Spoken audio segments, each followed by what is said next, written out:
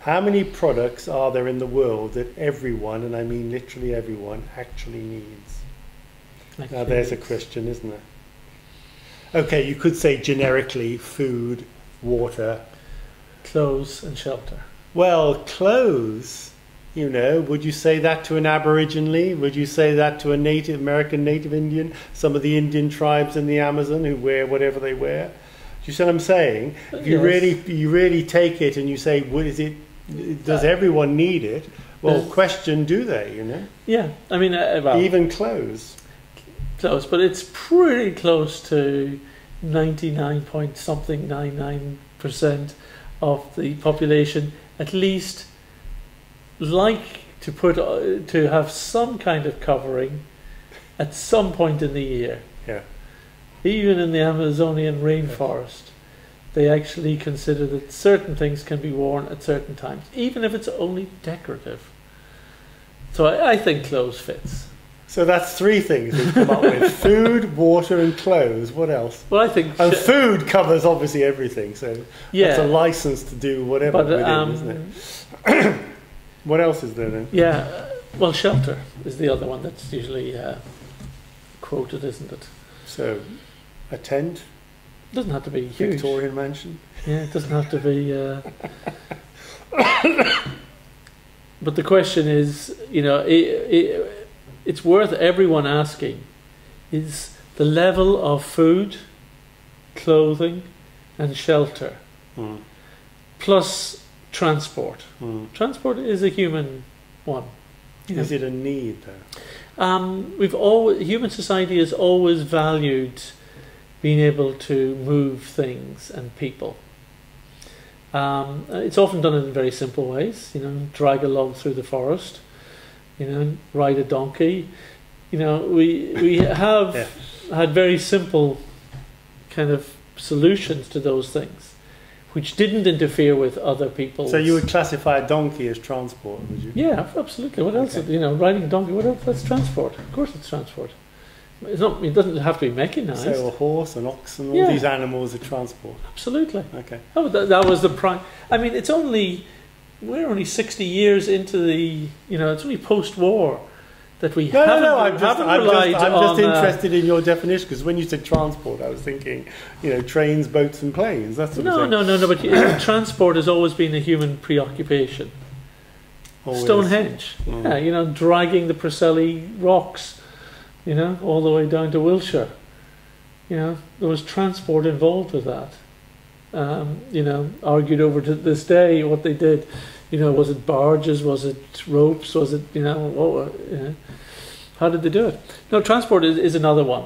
But the question always is the level of food, clothing, shelter, transport, and natural resources like water and air, are those items? Am I enjoying air, haven't we? I mean, am I enjoying oxygen? Those items in a way that is not putting undue pressure and lack on another person? Am I creating, with my level of enjoyment of those items, am I creating scarcity elsewhere? That's it. That's the big question. That's almost unanswerable, though, isn't it? How would you know? It's not. Well, actually, and most of us don't know, and most of us would believe that. Surely not. Surely, I mean, I'm not taking it. You know, I'm not taking food from a baby's mouth. Yeah. You know, I'm just buying it in the supermarket. You know, it's all there. You know, there's enough there for everyone. How could me be buying things at Tesco's possibly, you know, be harming anybody? But we know that's not question, true. We're backtracking slightly to a previous conversation, aren't we? But, you know, remember what we said about that before, that if we believe, if we have faith that there is enough for everyone, that question does not need to be asked. Yes, but my view is, once there is enough for everyone... But again, how would you know? This is taking something on faith, or all right, you measure it, right? All right, say, you know, that is out of the picture. That particular jug of water is out of the picture. And this seems to be the sole supply. That's the sole supply of water. That's the sole supply of water in this room. Yeah, which for you and me. We'll call the world. And then, you know, I'm thinking, well, if I top up, that would pretty well wipe it out for poor Glenn, whose glass is running out. Okay. Now, I could say, yeah, I'm sure there's water elsewhere, no problem, you know. I believe that there's no scarcity whatsoever, you know. And that's a belief thing. I think I would only be ethically responsible in taking that water once we had secured for definite that there was more. Then I can say, yes, I'm willing to act on my supposition that there is no scarcity. Because actually I can see that me taking this is leaving a big jug for Glenn. It's okay. So my point is, even if you believe in the theory of abundance, you shouldn't act on it until the abundance has manifested. But that's looking at it from the wrong end of the telescope, surely. Let me go back to your example, right? Here's my glass, okay, which is, I'll drink this because I'm now totally out of resources, okay? Materially, only on one level, I hasten to add, right? Now, I have the belief, right, that there is more than enough water for everyone in the world. So even if Martin grabs this water like that and takes it away, because of my belief, I have no fear, no concern, no doubt that that glass is going to be filled somehow. Not from his jug, but from somewhere. Now, right? That's a different question you've just raised. No, it's not. It's very interesting, but it's the other side of it. Well, that's why I said you're coming from the wrong end of the telescope. No. But your point, and I think, is absolutely valid, because you are suggesting that even if I, from a certain perspective, it seems as if there is scarcity for me, I am not going to react against. That's right. And in fact, the reason you're taking that water is because you think there may be scarcity. I know, right? but you have to. You're living in a world, Glenn, where not everyone is as realised as yourself. So it is perfectly. It is perfect. My point is, it is absolutely consistent with your belief to react in that way, and that's actually very laudable. And you're living. My view is that in terms of how we deal with others, we should only act in a way that is consistent with what is manifested. Even though, for instance, if I took this, you might say, but, and this is not Glenn anymore, this is some poor soul who is a little concerned that he sees all the water disappearing. If I take this and create anxiety in your mind, that is not dharmic. That's not right. And therefore, even though because actually I have faith that there may be more water, therefore I will not touch that water now.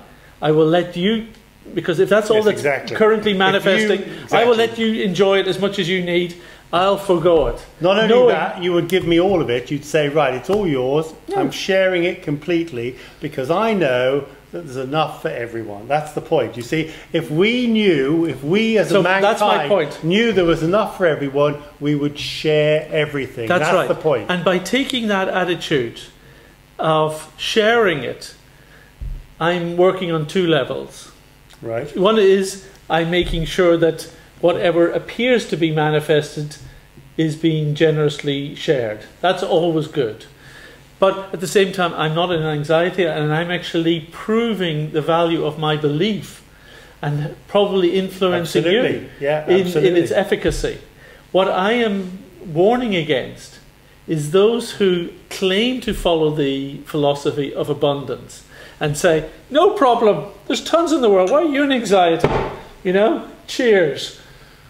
Yeah, okay. That's mean-spirited. That goes against they're not. I mean, that's a classic example of an incongruent belief, isn't it? I mean, how can you believe that when you're doing something opposite? So, you have to be totally aligned. I mean, this is very important with manifestation as well. You're Your actions and your beliefs and your thoughts have to be totally aligned with your intention to manifest something in the world.